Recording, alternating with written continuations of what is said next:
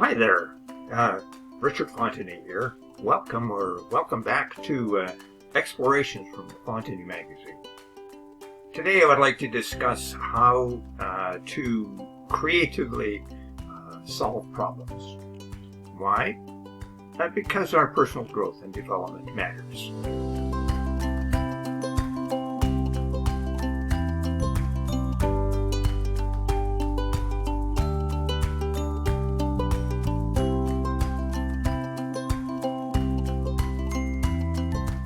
Now, before we get started, here's a little bit about me.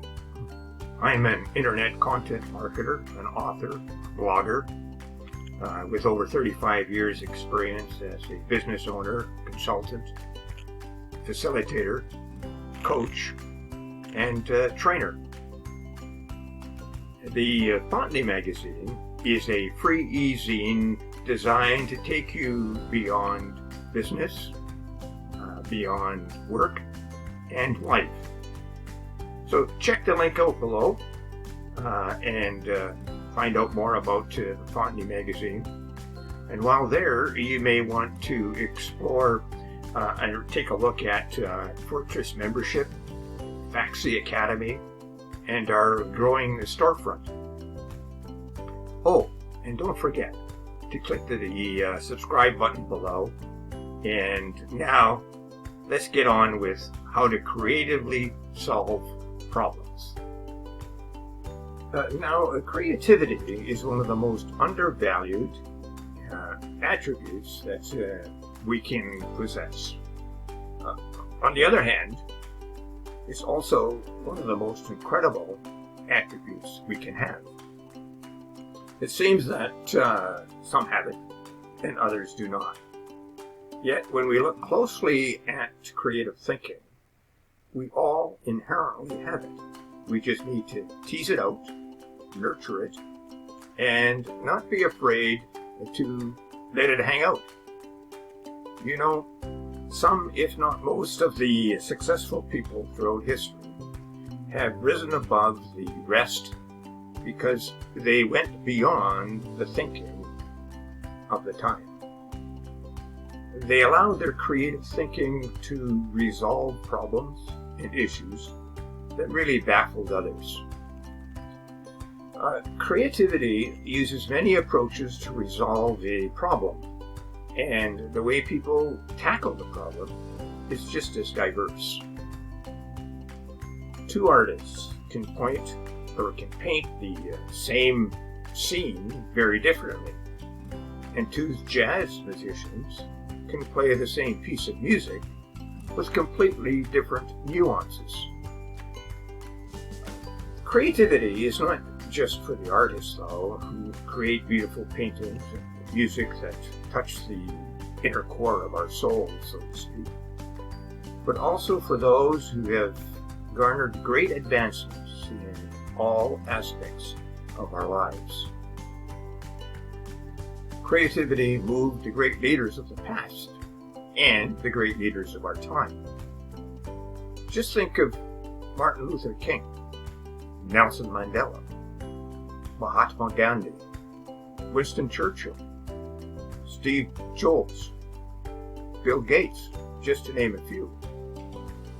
So creative thinking produced massive movements in our social sphere and in technological change.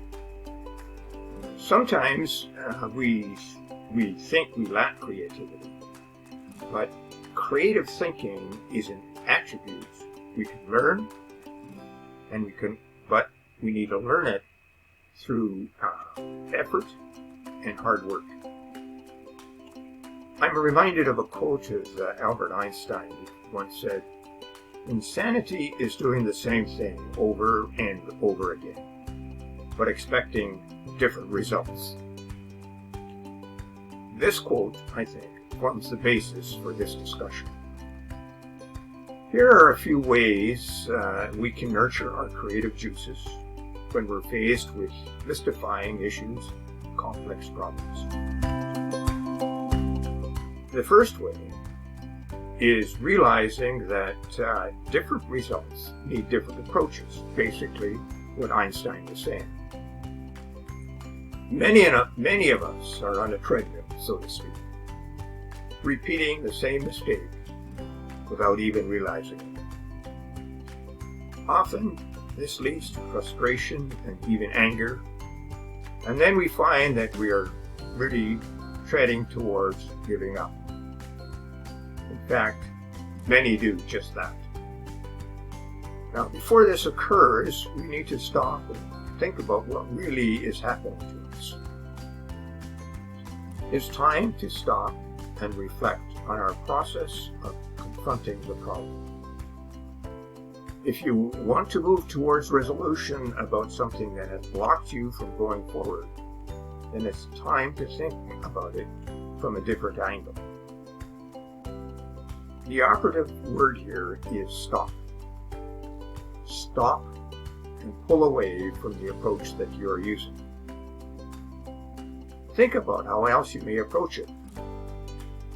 Talk to a coach, a mentor, a trusted friend. Brainstorm your approach with others. Draw a mind map to isolate alternatives and other kinds of appropriate things that you may think about in terms of coming to grips with how you can approach this particular problem. Once we realize that there are more ways to solve a problem, we begin to don our creative thinking hat. We open ourselves up to new opportunities and learning. We begin to grow and develop, and in the process, we strengthen our ability to think creatively. Secondly, throw away the cookie cutter approach. Now, there are many things in life and at work where we can follow a recipe and achieve a predictable result. And baking cookies or following predictable procedures are really like that. Follow the recipe and enjoy the cookies.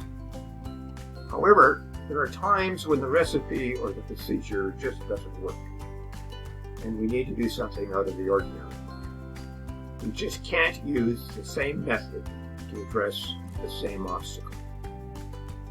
You know, when we're faced with more difficult issues that others have tackled unsuccessfully, it's time to create a new recipe. We need to come up with a better and a newer solution. When others are using the same tools and consistently not getting anywhere, the tool probably won't work for us either. It's time then to create a new approach and step away from the crowd and do something different. Thirdly, be confident when you're trying to do something different. You may be one of those people who have all the creative abilities in the world, but your fears are stopping you from going forward, stopping you from acting. And it's taking action, really, that moves your creative thoughts to results. And sometimes we are afraid to act because of what people might say. This has blocked many people from taking a worthwhile idea and making it fly. It seems that human nature prods us to avoid something new or different. And when we don't take action on a creative idea, we fall into that same avoidance trap. So, dare to be different. If your idea is worthwhile, others will be inspired and will follow. If not, you'll have gained a tremendous learning experience to advance your next project. After all, you know, Edison attempted to make the light bulb over 1,000 times before he got it to work. And fourthly, take a break. Now, there are many times when you're faced with an issue and you find yourself staring at a blank piece of paper or looking at your computer, starry-eyed or blankly. And the ideas or what you want to write or say or design on your computer is just not coming to you.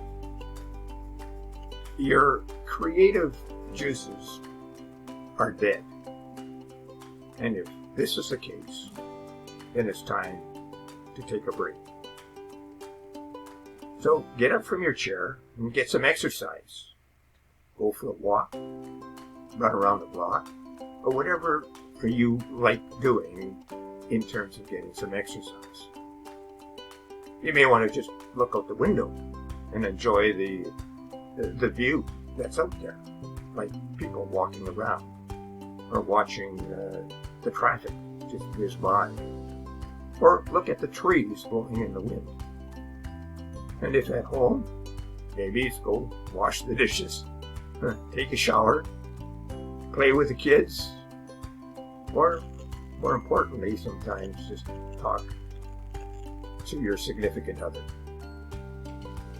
Now, the point here is to do something that takes you away from your creative dead zone.